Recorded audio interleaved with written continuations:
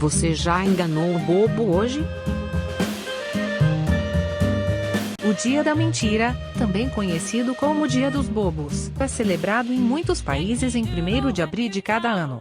Embora as origens exatas desta tradição não sejam claras, acredita-se que ela tenha começado na França no século XVI. Uma teoria popular é que o Dia da Mentira começou como uma brincadeira para zombar dos camponeses que celebravam o Ano Novo em 1º de abril, após a mudança do calendário juliano para o calendário gregoriano. Os que resistiram à mudança foram ridicularizados pelos que já tinham aderido ao novo calendário, e foram vítimas de brincadeiras e trotes. Outra teoria é que a tradição surgiu como uma forma de celebração do início da primavera, que representa a renovação e a transformação.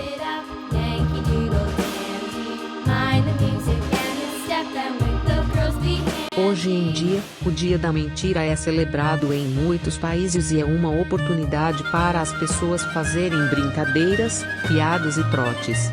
No entanto, é importante lembrar que as brincadeiras devem ser sempre feitas de forma responsável e sem prejudicar outras pessoas.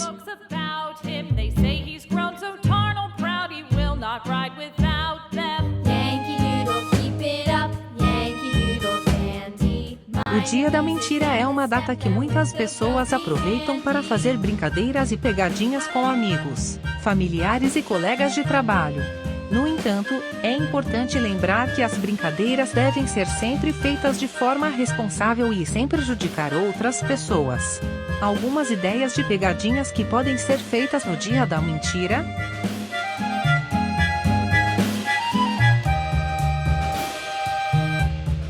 Trocar o açúcar por sal no pote da cozinha.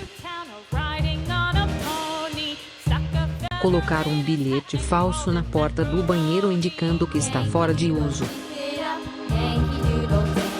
Criar um perfil falso nas redes sociais de um amigo ou colega de trabalho e postar algo engraçado ou constrangedor. Fazer uma chamada telefônica para alguém com um número de identificação falso e fazer uma voz estranha. Colocar adesivos falsos no vidro do carro indicando que o veículo está à venda.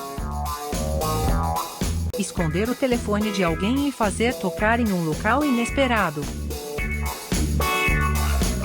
Encher uma sala com balões de um papel picado. Enviar uma mensagem falsa de um evento importante que foi cancelado ou adiado. Mudar o papel de parede do computador de alguém para uma imagem engraçada. Fazer uma imitação de uma celebridade ou personagem conhecido para enganar amigos ou familiares. Lembre-se sempre de pensar na segurança e no bem-estar das pessoas envolvidas antes de fazer qualquer brincadeira no Dia da Mentira. Existem diversas mentiras clássicas que ficaram famosas por serem absurdas ou exageradas. Algumas das mais conhecidas incluem: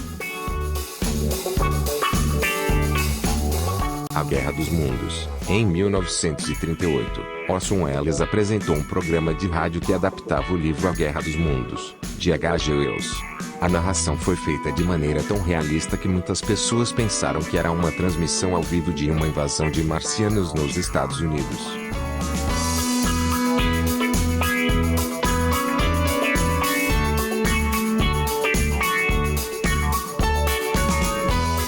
O Pé Grande. A lenda do Pé Grande, uma criatura supostamente gigante que habita as florestas do Canadá e dos Estados Unidos, foi criada na década de 1950 como uma brincadeira de um grupo de amigos que queria assustar as pessoas.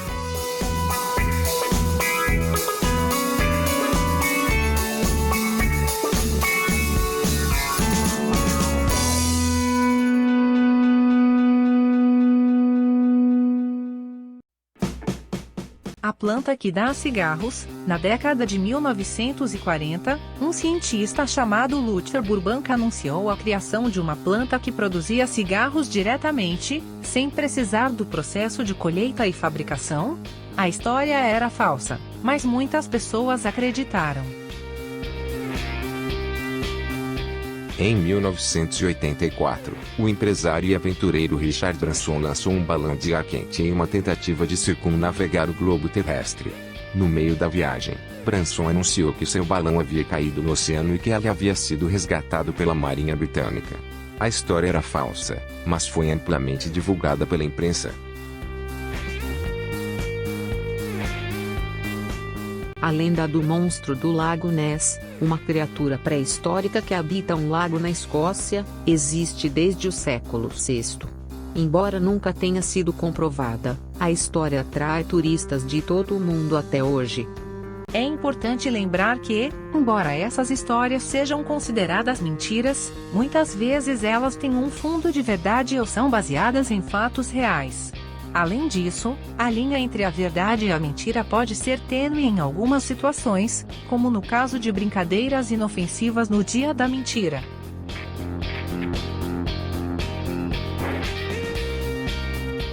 Enganei o bobo na casca do ovo é uma expressão popular que significa enganar alguém de maneira astuta ou sagaz, sem que a pessoa perceba.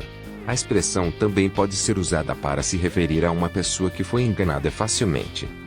No entanto, é importante lembrar que enganar ou ludibriar alguém não é uma atitude positiva.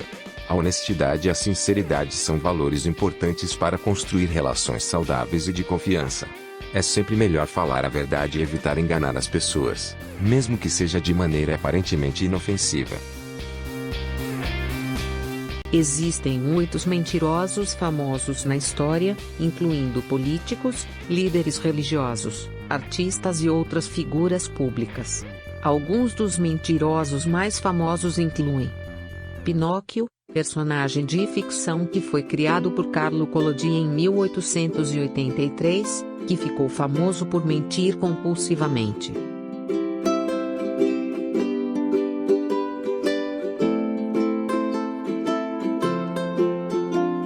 Charles Ponzi, um empresário ítalo-americano que se tornou conhecido por criar um esquema de fraude financeira que levou seu nome.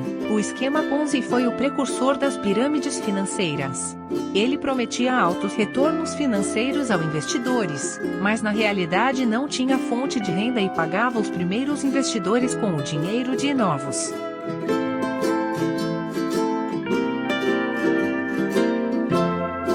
Bernie Madoff, um investidor americano que foi condenado em 2009 por um dos maiores esquemas de fraude financeira da história, que desviou cerca de 65 bilhões de dólares. Madoff enganou seus investidores por décadas, prometendo retornos altos e consistentes. Lance Armstrong, um ciclista americano que se tornou famoso por vencer 7 vezes a Volta da França. Em 2013, ele admitiu que havia usado doping em suas corridas, mentindo por anos sobre sua suposta pureza no esporte.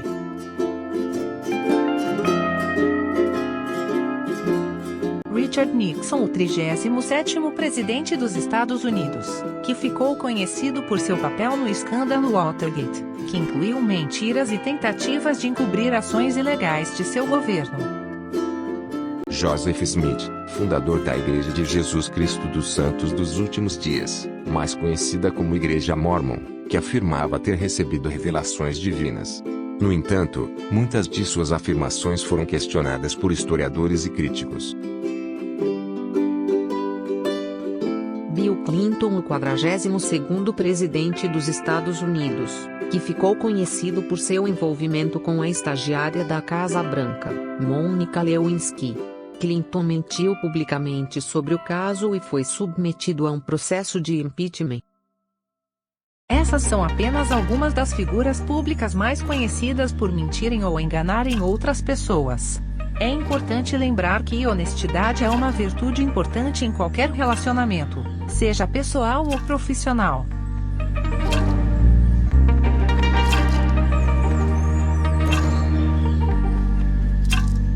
O jornalista Leandro Becker, da agência Lupa, fez uma checagem das mentiras e os exageros mais repetidos por Lula na campanha de 2022.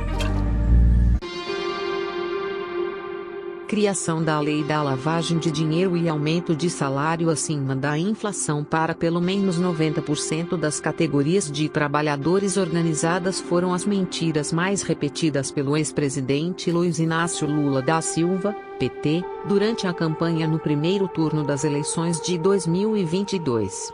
Na economia, o petista também exagerou várias vezes, como quando citou a geração de empregos na sua gestão. A lupa chegou ao candidato do PT em 8 ocasiões desde 1º de junho de 2022.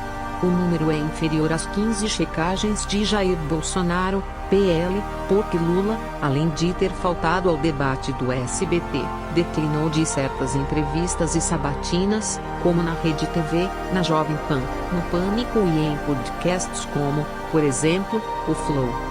Confira a seguir as mentiras e os exageros que mais se repetiram em suas manifestações.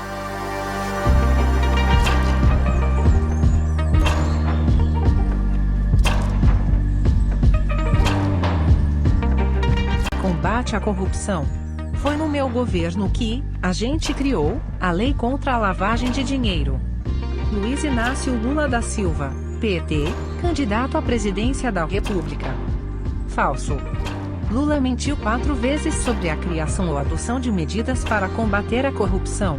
Uma fala que se repetiu foi a da Lei contra a Lavagem de Dinheiro, dita na sabatina do Jornal Nacional e no debate da Band. A Lei número 9.613, que criou a figura jurídica da lavagem de dinheiro, foi sancionada em março de 1998, durante o governo Fernando Henrique Cardoso, PSDB. Ou seja, 4 anos antes de Lula assumir a presidência em 2002. Em 2012, depois de Lula deixar o Planalto, a ex-presidente Dilma Rousseff, PT, sancionou uma revisão dessa legislação com a Lei nº 12.683 de 2012. No Jornal Nacional, o candidato do PT também citou outras 2 informações falsas relativas ao combate à corrupção. A primeira foi que a criação do Conselho de Controle de Atividades Financeiras, COAF, para cuidar de movimentações financeiras atípicas, ocorreu em sua gestão.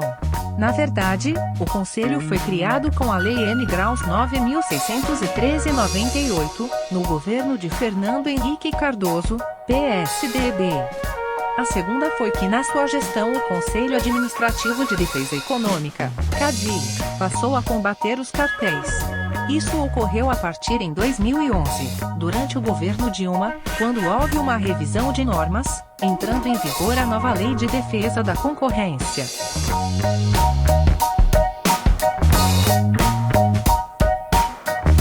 Aumento para trabalhadores. Durante todo o tempo que eu fui presidente, 90% das categorias organizadas recebiam aumento de salário acima da inflação. Luiz Inácio Lula da Silva, PT, candidato à presidência da República. Falso. Lula mentiu 2 vezes que, durante a sua gestão, pelo menos 90% das categorias organizadas de trabalhadores recebiam aumento acima da inflação, em fala na USP e durante entrevista ao programa do Ratinho, no SBT. Em nenhum dos anos entre 2013 e 2010, período em que Lula ocupou a presidência da República, o percentual de categorias que tiveram seus salários reajustados acima da inflação chegou a 90%. Os dados são do Departamento Intersindical de Estatística e Estudos Socioeconômicos, DIESE, página 3. De acordo com a entidade, o número de categorias que receberam reajustes acima do Índice Nacional de Preços ao Consumidor, INPC, variou de 18,8% em 2003, a 87,7% em 2007 e 2010. Em 2003, 2004, 2005 e 2008, mais de 10% das categorias tiveram salários defasados. Geração de empregos. Esse que vos fala gerou 22 milhões de empregos no país. Luiz Inácio Lula da Silva, PT, candidato à presidência da República. Exagerado. Lula exagerou em 4 ocasiões diferentes que, durante o seu governo ou nas gestões comandadas pelo PT, foram gerados 22 milhões de empregos, em fala na USP, em entrevista ao Ratinho e nos debates da Band e da Globo. De acordo com dados da Relação Anual de Informações Sociais, RAIS, do Ministério da Economia, foram criados 15,3 milhões de empregos formais no país entre 2003 e 2010, quando o petista estava no governo. As estatísticas da RAIS também mostram que a diferença entre o número de pessoas empregadas em 2002, o último ano antes de Lula assumir a presidência, e 2015, o último ano completo do PT no poder, é de 19,4 milhões. No final de 2002, eram 28,7 milhões de vagas formais de emprego. Em 2015, 48,1 milhões.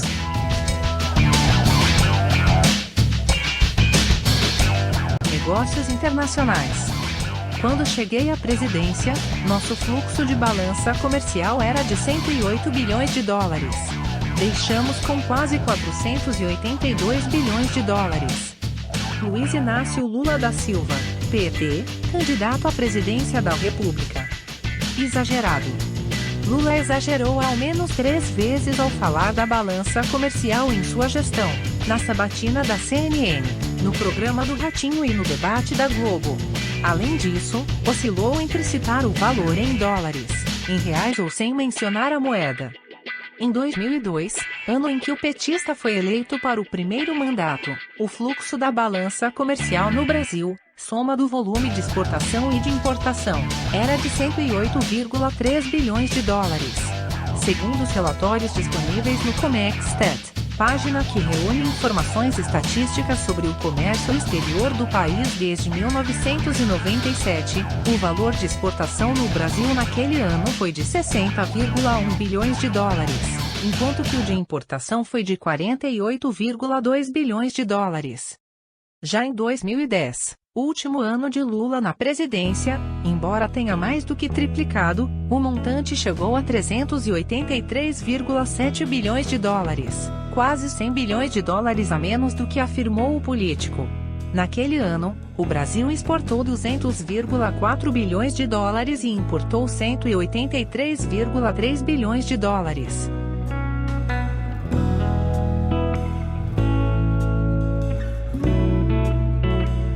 Direito das mulheres. O Brasil foi o último país a garantir que a mulher tivesse direito a voto. Luiz Inácio Lula da Silva, PT, candidato à presidência da República. Falso. Lula mentiu em 2 ocasiões que o Brasil foi o último país a garantir direito a voto para as mulheres, em falas na Fiesp e na USP. Enquanto no Brasil o Código Eleitoral de 1932 deixou claro que não havia distinção de sexo entre os eleitores. Na Arábia Saudita, último país do mundo a legalizar o sufrágio feminino, as mulheres foram às urnas pela primeira vez em 2015. Na própria América Latina, há diversos países onde as mulheres somente puderam votar depois do Brasil. Na Argentina, por exemplo, o direito foi conquistado em 1947, embora a primeira votação com participação feminina tenha sido em 1951. O Paraguai foi o último país da região a conceder o sufrágio feminino, o que aconteceu após uma grande movimentação de grupos feministas, em 1961.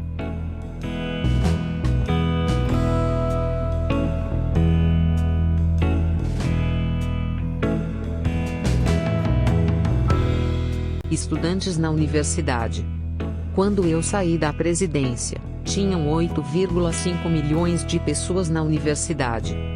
Luiz Inácio Lula da Silva, PT, candidato à presidência da República. Exagerado. Lula exagerou 2 vezes ao citar que, quando saiu da presidência da República, o Brasil tinha 8,5 milhões de pessoas nas universidades, nos debates da Band e da Globo. Entre 2003 e 2010, período em que o petista presidiu o país, o número de estudantes universitários quase dobrou, mas não chegou a 8 milhões. Em 2002, antes de Lula assumir, havia 3,52 milhões de estudantes. Em 2010, o último ano da gestão do petista, havia 6,3 milhões de estudantes matriculados, página 41. O número citado pelo candidato é 21,25% maior do que o real. O número de universitários chegou a 8 milhões apenas em 2015, página 21, o último ano completo de Dilma Rousseff, PT, na presidência.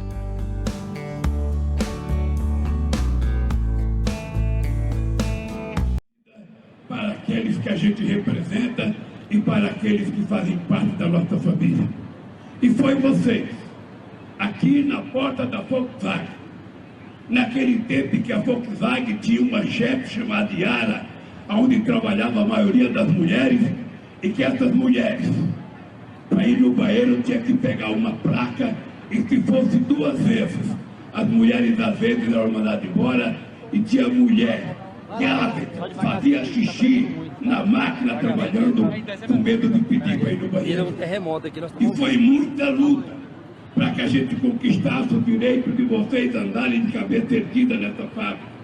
Foi muita luta para a gente conquistar o direito de ter que respeitar, o direito de vocês entrarem com a tribuna metalúrgica para dentro da fábrica, o direito de a gente poder fazer greve e andar dentro da seção. O jornalista Bruno Nomura da agência de checagem Lupa, catalogou as 5 mentiras que Bolsonaro conta desde 2018. Quase 4 anos depois de tomar posse como presidente da República, Jair Bolsonaro, PL, continuava disseminando informações falsas desmentidas antes mesmo de sua chegada ao Palácio do Planalto. Entre elas, estão a suposta distribuição do kit gay, termo pejorativo que garantiu visibilidade ao então deputado federal, e alegações de fraude nas urnas, apesar de ele ter sido eleito 5 vezes por meio do sistema eletrônico de votação. Confira a seguir 5 mentiras contadas por Bolsonaro desde 2018.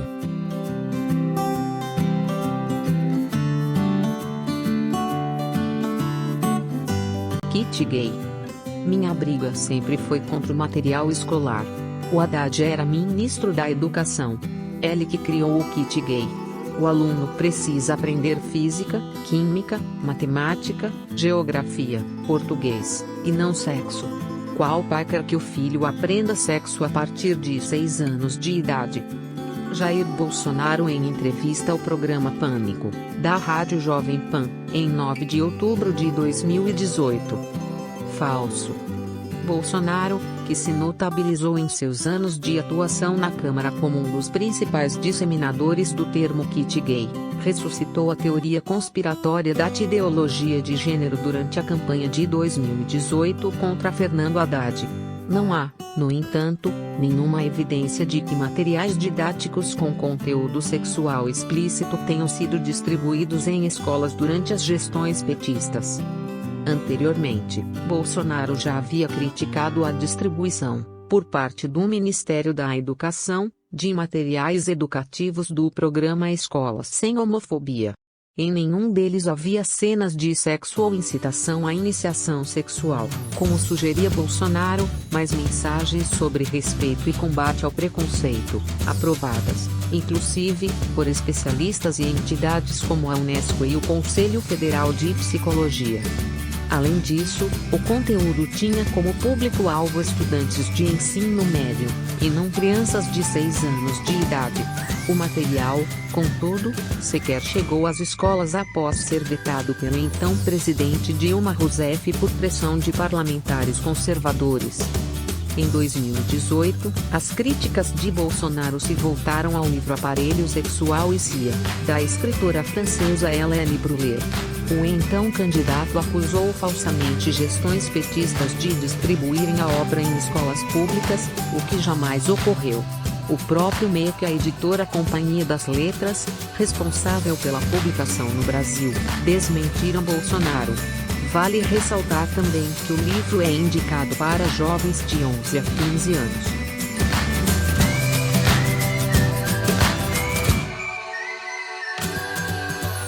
Fraude nas urnas. Recebemos muitas críticas de urnas que tiveram problemas e não foram poucas. Você apertava o 1 e no final já aparecia o candidato aí da esquerda, Fernando Haddad. Jair Bolsonaro em vídeo publicado em seu canal no YouTube em 7 de outubro de 2018. Falso. Bolsonaro refere-se a um vídeo manipulado que foi divulgado nas redes sociais no dia do primeiro turno das eleições em 2018. A gravação foi desmentida pela Lupa na mesma data. Foi possível detectar que houve uma montagem para parecer que a urna eletrônica havia sido fraudada. Inicialmente, a gravação mostra apenas a tela da urna.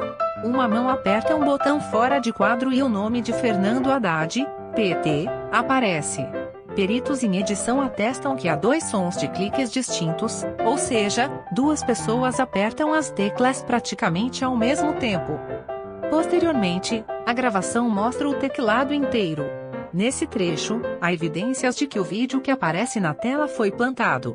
Por fim, há um corte de edição no final do registro.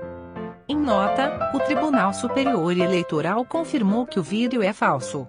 Não existe a possibilidade de a urna autocompletar o voto do eleitor, e isso pode ser comprovado pela Auditoria de Votação Paralela, afirmou o tribunal.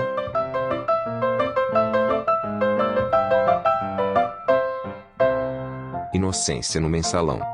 O Joaquim Barbosa mesmo disse, nessa época, do Mensalão, que eu era o único deputado da base aliada do governo que não pegou o dinheiro na Petrobras. Jair Bolsonaro em entrevista ao Rede TV News em 28 de setembro de 2018. Falso. O ex-ministro do Supremo Tribunal Federal, STF, Joaquim Barbosa nunca afirmou que Bolsonaro não pegou dinheiro da Petrobras.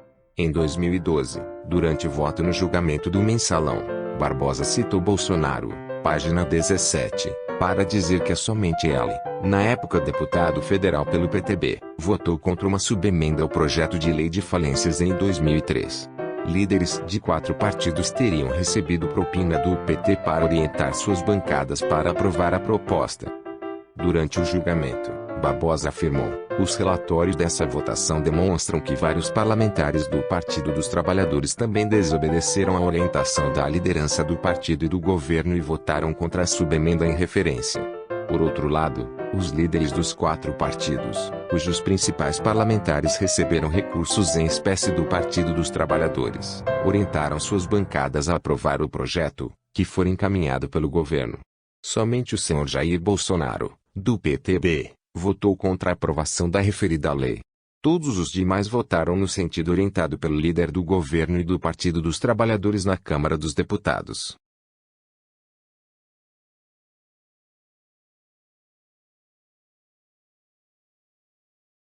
Estatuto do Desarmamento. Eu quero fazer valer o referendo de 2005. Tem que ser respeitada a vontade daquelas pessoas que decidiram por ter o direito à posse de arma de fogo. Jair Bolsonaro em entrevista ao programa Central das Eleições, da Globo News, em 3 de agosto de 2018. Falso. O referendo popular realizado em outubro de 2005 perguntou aos brasileiros, e especificamente, se o comércio de armas de fogo e munição deveria ser proibido no país. Na ocasião, a maioria da população votou não. Dessa forma, o artigo 35 da Lei Federal nº 10.826/2003, o Estatuto do Desarmamento, não entrou em vigor.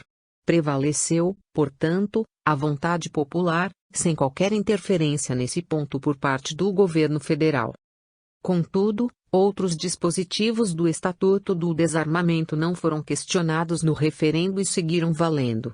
De acordo com a lei, o porte é proibido em todo o território nacional, exceto para agentes de segurança.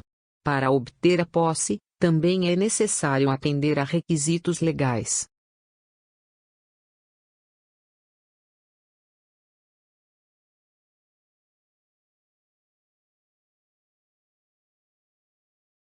Se você for parlamentar, pode perder seu mandato, como o Francisquini perdeu, deputado estadual lá do Paraná. As nossas liberdades estão sendo tolhidas. Nós temos que lutar contra isso. Cada um fazer a sua parte, é uma luta do povo brasileiro. O 1º de abril é uma data que nos convida a brincar com a imaginação, mas que também pode ser uma oportunidade para lembrarmos da importância da ética em todas as nossas ações, inclusive na hora de fazer uma brincadeira. É fundamental lembrarmos que a tradição do Dia da Mentira não deve ser usada como desculpa para prejudicar ou causar dissabores a outras pessoas. Devemos sempre agir com responsabilidade e respeito, garantindo que nossas brincadeiras não ultrapassem limites e não afetem negativamente a vida de ninguém. Que possamos, portanto, continuar a manter essa tradição, mas sempre com atenção e cuidado para que nossas ações sejam justas, perfeitas e, acima de tudo, éticas. Assim, poderemos aproveitar essa data de forma saudável e divertida, sem prejudicar ninguém. Regenerate Response.